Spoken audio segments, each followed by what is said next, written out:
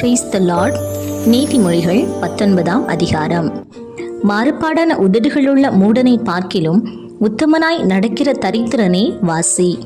ஆத்துமா அறிவில்லாமல் இருப்பது நல்லதல்ல.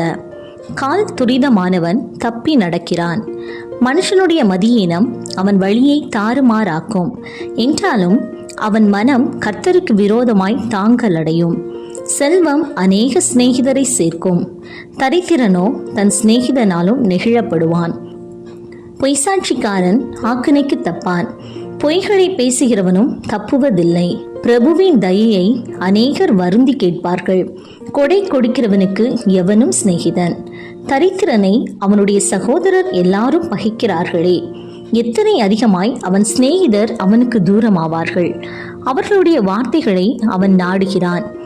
அவைகளோ வெறும் வார்த்தைகளே. ஞானத்தை பெற்றுக்கொள்கிறவன் தன் ஆத்துமாவை சிநேகிக்கிறான். புத்தியை காக்கிறவன் நன்மை அடைவான்.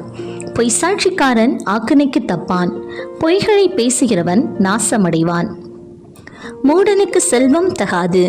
பிரபுக்களை ஆண்டு கொள்வது அடிமைக்கு எவ்வளவும் தகாது.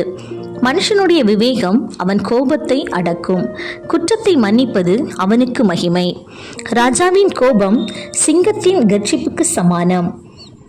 அவனுடைய தயை புல்லின் மேல் பெய்யும் பனி போல் இருக்கும்.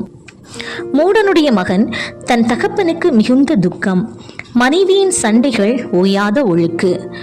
வீடும் ஆஸ்தியும் பிதாக்கள் வைக்கும் சுதந்திரம். புத்தியுள்ள மனைவியோ கர்த்தர் அருளும் ஈவு. சோம்பல் தூங்கி விழ பண்ணும். அசதியானவன் பட்டினியாயிருப்பான். கட்டளையை காத்து கொள்கிறவன் தன் ஆத்துமாவை காக்கிறான். தன் வழிகளை அவமதிக்கிறவன் சாவான். ஏழைக்கு இறங்குகிறவன் கர்த்தருக்கு கடன் கொடுக்கிறான். அவன் கொடுத்ததை அவர் திரும்ப கொடுப்பார். நம்பிக்கை இருக்கும் மட்டும் உன் மகனை சிற்றை செய்.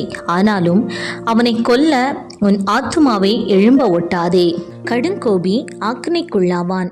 நீ அவனை தப்புவித்தால் திரும்பவும் தப்புவிக்க வேண்டியதாய் வரும். உன் அந்திய காலத்தில் நீ ஞானமுள்ளவனாயிருக்கும்படி ஆலோசனையை கேட்டு புத்திமதியை ஏற்றுக்கொள். மனுஷனுடைய இருதயத்தின் எண்ணங்கள் அநேகம். ஆனாலும் கர்த்தருடைய யோசனையே நிலை நிற்கும். நன்மை செய்ய மனுஷன் கொண்டிருக்கும் ஆசையே தயை. பொய்யனை பார்க்கிலும் தரித்திரன் வாசி. கர்த்தருக்கு பயப்படுதல் ஜீவனுக்கு ஏதுவானது. அதை அடைந்தவன் திருப்தி அடைந்து நிலைத்திருப்பான். தீமை அவனை அணுகாது. சோம்பேறி தன் கையை கலத்திலே வைத்து அதை திரும்ப தன் வாயண்டைக்கு எடுக்காமல் இருக்கிறான். பரியாசக்காரனை அடி, அப்பொழுது பேதை எச்சரிக்கப்படுவான். புத்திமானை கடிந்து கொள், அவன் அறிவுள்ளவனாவான். தன் தகப்பனை கொள்ளையடித்து தன் தாயை துரத்தி விடுகிறவன் லட்சையையும் அவமானத்தையும் உண்டாக்குகிற மகன்.